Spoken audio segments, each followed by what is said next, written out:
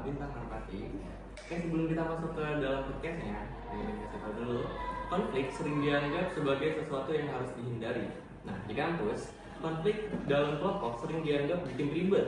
Di dunia kerja, konflik sering dicap sebagai tanda tidak profesional. Padahal, dalam perspektif ilmu komunikasi, konflik bukan selalu masalah. Justru konflik adalah proses komunikasi yang tidak dihindarkan.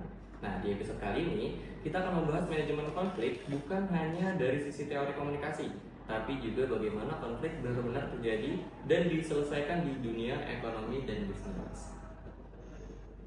Oke, saya memiliki beberapa pertanyaan untuk narasumber yang saya cintai, Pak Bintang Merpati.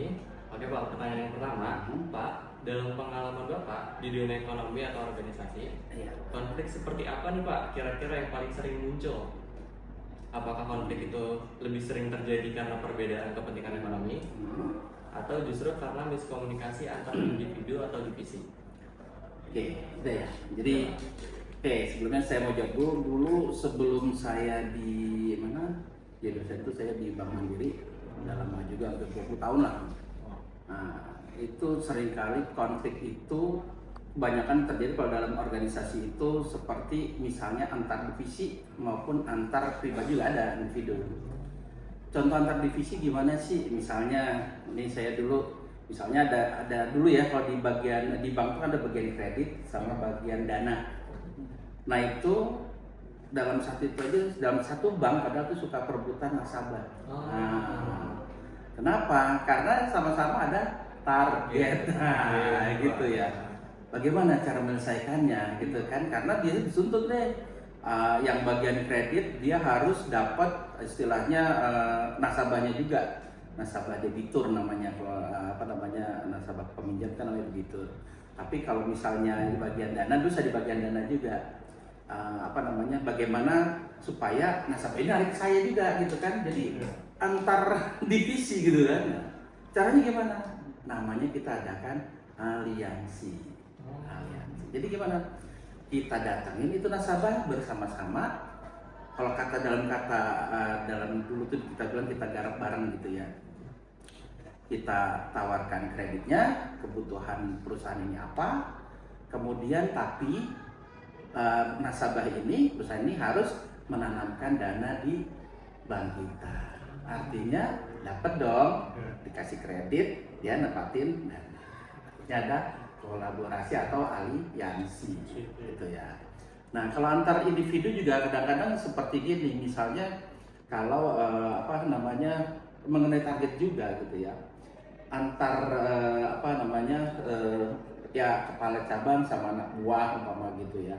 Misalnya dia dikasih ini, kamu segini deh targetnya ke anak buah. Bu, saya kan banyak kerjaan dan sebagainya, seperti itu. Nah, bagaimana penyelesaiannya kan gitu ya?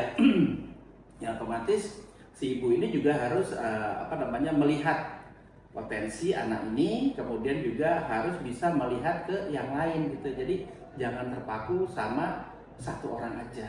Artinya bisa di share itu namanya pekerjaan ya. Jadi tidak dibebankan pada satu orang, karena dia harus juga melihat beban pekerjaan ini jangan sampai dibebankan ke satu orang, malah kerjaannya nanti berantakan nggak selesai. Jadi harus dibagi. Nanti ada juga namanya gini, manajemen stres atau stress management. Orang ini kalau dibebanin terus kan nanti stres. Nah makanya gimana mengelola stres? Namanya kan ada stress management atau manajemen stres ya. Caranya gimana sih mengelola mengelola stres? Artinya pekerjaan ini harus dibagi-bagi. Ya kalau Anda juga misalnya dikasih pertanyaan ataupun pekerjaan, aduh saya pusing nih dan sebagainya, gimana caranya? Ya bagi-bagi ke teman. Berarti harus ada kerjasama yang ada kerjasama, gitu ya, paham ya? Ya. Oke. Nah, sesuai tadi dengan jawaban yang narasumber saya telah berikan, menariknya dalam komunikasi interpersonal, konflik juga sangat berkaitan dengan emosi dan persepsi. Nah, kita juga sering nih bereaksi yang bukan terhadap fakta, tapi terhadap cara kita menafsirkan pesan orang lain. Nah, saya juga punya pertanyaan untuk Bapak yang kedua. Dari pengalaman Bapak, seberapa besar peran emosi dalam konflik di dunia kerja? Oke, baik. Ini, itu sangat besar ya. Emosi itu begini ya. Nanti kalau sudah pada, udah kerja belum ya? Saya ada kerja gini. emosi itu kadang-kadang terbawa dari rumah ke kantor gitu. Nah, itu harus bisa di apa ya, diselesaikan dulu ya, di rumah, di kantor. Jangan sampai nanti misalnya ada ribut, mungkin sudah berkeluarga atau ya ribut sama istri atau suami dibawa ke kantor. Akibatnya apa? Nanti bisa memarahi teman atau anak buah. Contoh, saya juga punya bos ya gitu ya, tapi dia untuk profesional juga. Ketika dia menyuruh misalnya anak buahnya itu bekerja gitu ya, mencari apa misalnya nasabah ya, itu juga kadang-kadang kan keluar apa namanya kata-kata kasar, emosi keluar. Mungkin juga yang bawahannya juga sama ya kan, karena dia nggak stabil juga apa namanya keluar kali bentrok. Bagaimana ini mengatasinya? Ya harusnya juga salingin, namanya seorang bos gini.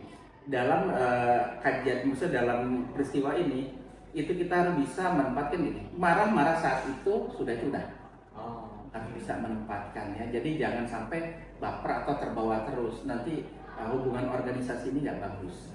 Kemudian apa? Mungkin ada orang ketiga juga bisa menengahi. Ya, contohnya juga gini. Saya pernah dipanggil dulu sama bos saya. Ini kepala cabang ini apa namanya tidak mencapai target. Domelin lah, si calon yang pasti lah. Tapi akhirnya saya dipanggil. Dia mau dipindahin mana? Ke Papua. Itu kan gitu ya, ngeri banget. Tak dulu bos, dia bilang sabar, kasihan, dia bilang gitu. Kasih kesempatan, ya kan? Kasih kesempatan. Ya untuk sekali dia bos ini udah marah-marah banget, dia kan emosi banget gitu kan. Nah, bagaimana? Ya udah kita kasih kesempatan dulu. Kalau memang tidak berhasil, kita coaching, namanya dulu coaching klinik kalau saya gitu ya. Kita coaching, kita berikan pengarahan, pembinaan, apa sih kendala-kendalanya, apa sih solusinya. Baru nanti kalau memang itu, ya udah. Kalau mungkin jangan ke Papua dulu lah, kita geser dulu yang ke sini. Gimana perkembangannya, lama-lama juga nanti dia akan sadar, mungkin bisa meningkatkan potensi dirinya lagi. Gitu ya. Jadi satu perlu ada orang ketiga, atau yang kedua, ya marah nah situ aja, jangan dibawa. Ya, berarti harus ada perbedaan emosi antara di rumah, di kantor, dan iya betul. Tapi Pak, dari cara menahan emosi itu, Bapak punya trik tersendiri? Iya. Kalau saya segini, kalau saya anggap, kalau misalnya kita marah, ya sudah, jadi gini, anggap aja kita itu apa ya, namanya sama-sama teman. Itu kan kalau di kantor kan setiap hari ketemu. Masa kita setiap hari bermusuhan? Ya hari itu gini ya, kita harus punya apa ya namanya kepala dingin ataupun jiwa yang ya mungkin bersabar, atau ya udah kalau apa namanya selesai itu karena masih ada pekerjaan lain. Udah, artinya mereka itu juga misalnya kalau kita bilangin ini harus bisa menyelesaikan. Kalau enggak ya mungkin kita tegur bareng-bareng pelan-pelan. Yang penting kita jangan emosional aja, jangan itu, nanti juga akan kadang-kadang penyakit. Artinya kita bisa memberikan mereka itu pengarahan supaya dia mengerjakan gitu aja. Jadi kita juga menempatkan nggak usah marah-marah lah, masih banyak pekerjaan gitu aja. Ya, bisa menahan diri gitu aja. Ya. Pak, izin bertanya lagi boleh? Boleh. Mengenai hal tadi. Gimana sih Pak cara biar kita menaikkan minat sebagai kita tuh jadi orang ketiga gitu yang berusaha baik untuk gitu ya, kayak tadi saya gitu kan. Sebagai pernah itu biasanya kita tuh sudah bukannya apa ya namanya teruji lah, misalnya gini, kita biasanya pertama-tama kalau misalnya di kantor itu nih trik juga, kalau ada masa atau kita rapat gitu atau briefing, kita selalu mengasih usulan atau saran. Speak out, you will be count. Berbicaralah, kamu akan diperhitungkan katanya gitu kan. Makanya kalau ada rapat-rapat ya, tapi berdasarkan data, jangan asbun aja, jangan asal bunyi ya. Gimana? Oh ya ini Pak, seperti ini orangnya bagus dan sebagainya, berdasarkan data mereka dia sudah kinerjanya bagus nggak? Nah itu sering kita lakukan. Terus kita sering kasih masukan kepada pimpinan. Otomatis kita dianggap wise atau bijak, itu bisa membawa kita juga pada kebaikan nanti. Oh ini sama ini aja, ya sama Bapak. Misalnya Witan di ini kan kasih advice-nya, ya itu. Gitu ya. Jadi track record kita lah yang bagus diperbaiki lah. Ya soalnya for your information guys, kalau semisal di dalam organisasi apapun atau di pekerjaan apapun, biasanya sulit untuk kita membangun sebagai orang ketiga ini, karena ya balik lagi emosi dan egois masing-masing seperti itu. Iya. Mungkin beberapa pertanyaan selanjutnya atau penjelasan selanjutnya akan dijelaskan oleh teman saya. Oke. Baik, Mas. Sekarang temanya terkait mahasiswa ya Pak. Oh iya. Oke. Nah, saya mau tahu nih Pak, menurut Bapak apa sih kesalahan paling umum yang dilakukan oleh mahasiswa dalam lingkup profesional gitu. Jadi mahasiswa ini kan fresh graduate ya. Oh, oke. Nah, jadi kesalahan umum apa Pak yang sering dilakukan mahasiswa ketika baru masuk dalam dunia kerja? Oke, baik. Ibarat juga tuh ya, ngomong gimana tuh? Baru masuk bingung ya kan? Iya. Nah, saya sering menghadap, saya sering juga melihat mahasiswa tuh atau baru fresh graduate ya. Jadi yang pertama apa sih? Ya kan? Yang pertama masa apa? Kamu beradaptasi. Itu aja ya. Kenapa dia beradaptasinya? Ya kita jangan menutup diri. Namanya kita kalau sudah di kantor itu di organisasi ya, kita ya bersosialisasi. Jangan diem gitu ya. Itu bahaya banget itu. Nanti ada contohnya kejadian. Yang kedua apa? Ya sudah kalau misalnya ada pekerjaan kita siap membantu itu. Ada apa ya? Respon bahwa kita tuh pengen membantu ya. Ketiga apa? Ya pertama harusnya patuhi juga peraturan-peraturan. Itu harus, kalau enggak bahaya gitu ya. Nah, contoh gini, ketika ada mahasiswa ini dia menutup diri. Saya pernah juga dapat laporan gitu ya. Si mahasiswa ini fresh graduate, kemudian dia ditempatkan di bagian pajak. Ketika di bagian pajak, dia salah hitung. Profilnya gimana sih? Dia kalau makan itu menyendiri. Tidak mau bergabung dengan kakak senior-seniornya. Ada masalah nih ceritanya, dia salah hitung pajak. Seniornya mau bantu nggak? Nggak mau. Akhirnya dipilih sama bosnya. Kamu mau keluar atau ganti? Ganti. Bingung ya kan? Akhirnya dia pilih ya keluar lah, nggak bisa ganti karena gajinya nggak cukup. Gitu ya. Jadi adaptasi. Kemudian juga kita siap membantu gitu ya, jangan malas-malas lah gitu. Ya jangan individual. Kemudian ya patuhi peraturan kantor lah gitu ya. Misalnya masuk jam 8 ya jangan telat. Apalagi masa probation 3 bulan tuh biasanya. Mau 3 bulan kita telat aja udah negatif tuh. Wah ini orang nih biasa telat. Atau misalnya kita malas gitu atau ngilang-ngilang gitu kan. Jangan, kita itu aja namanya masa probation ya, kalau udah 3 bulan lewat kan kita nanti diangkat. Boleh tetap gitu aja ya. Oh, berarti kalau semisal seperti itu nggak cuma benar-benar kita harus nerapin peraturan, tapi juga harus membangun sosial yang tinggi juga. Iya, harus itu. Kalau berbaur, jangan diem aja lah, itu contohnya.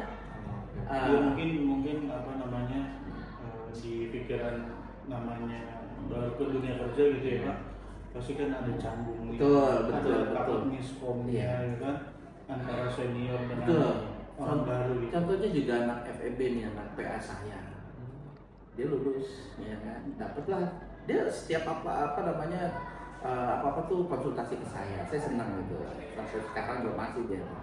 Ketika lulus, udah dapat dia tawari di Bank Danamon lah. Saya bilang ambil, saya bilang. Ambil aja kerja. Ketika kerja apa? Ya anak cantik lah istilahnya nanti.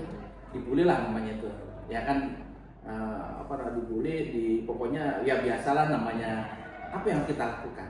Nggak apa-apa, kita jalanin aja, kita senyum. Mungkin dia kurang bergaul yang saya bilang tadi, karena saya lihat ya anaknya kurang bergaul, sampai telepon saya, sampai video ke saya, kenapa sambil nangis. Nah gitu, kenapa kamu saya dibully? Ya udah, karena nggak bisa bergaul itu ya, dari itu ya. Jadi mungkin merasa ya kan canggungnya kita bergaul pertama biasa-biasa aja gitu kan. Yang pasti namanya dulu saya juga pernah masuk bank dulu, mungkin belum lahir tahun 96 kali ya. Belum lahir masuk ya. Apa yang saya kerjakan itu? Saya fotokopi satu nih, berdiri. Tapi ya hati saya nangis, tapi udah gak apa-apa, saya jalan. Toh saya nanti juga akan jadi senior kok, gitu aja. Teman saya nangis, yang perempuan gak apa-apa, nangis aja di kamar mandi, udah tumpahkan gitu kan. Ya nanti yang penting udah biar biasa lagi aja. Nanti juga lama-lama akan terbentuk karakter kita gitu. Nah, iya betul. Oke, terima kasih Pak atas jawabannya. Selanjutnya ada lagi nih Pak pertanyaannya tentang dalam organisasi atau bisnis, peran komunikator memang dibutuhkan untuk mengelola konflik. Dan menurut Bapak, skill komunikasi apa yang paling penting dimiliki mahasiswa agar siap menghadapi konflik di dunia kerja? Oke, bagus ya. Jadi apa sih yang skill komunikasi? Biasanya kalau kita mau ngomong itu kan biasanya dengerin dulu ya. Sama active listening lah, dengerin aktif. Contoh gini, kayak mungkin Anda suka ke customer service bank atau apa ya, Anda punya masalah, yang telepon customer service apa? Dengerin dulu kan, dia misalnya ngoceh ya dengerin aja dulu. Yang kedua apa yang perlu dilihat? Sikap kita.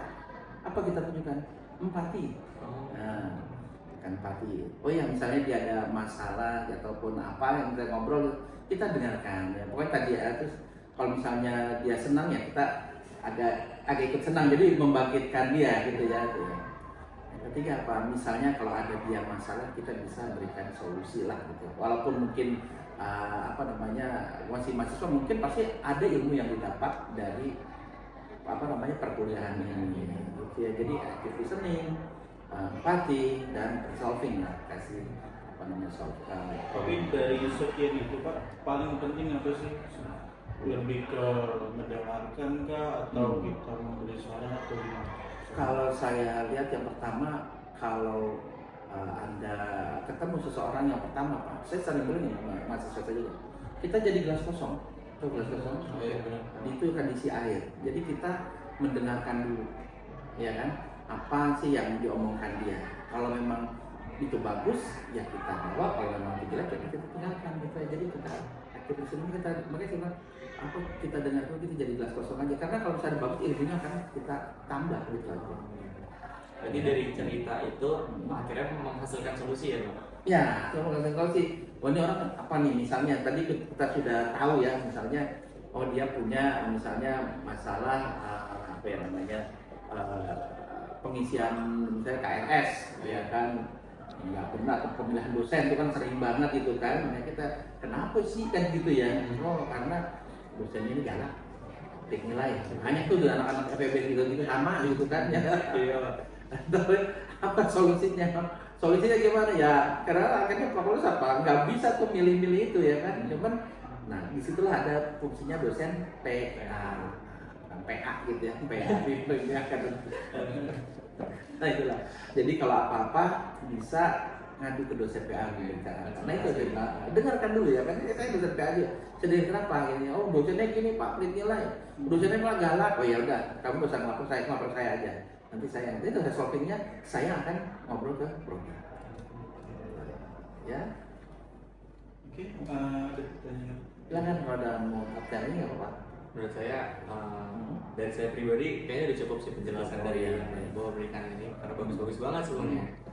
Terima kasih sekali lagi Pak Bintang atas ilmunya yang diberikan ke kami. Ya. Mungkin itu saja podcast kali ini. Terima kasih banyak. Assalamualaikum warahmatullahi wabarakatuh. Waalaikumsalam warahmatullahi wabarakatuh. Terima kasih. Ya, kasih ya. Udah, saya pulang aja.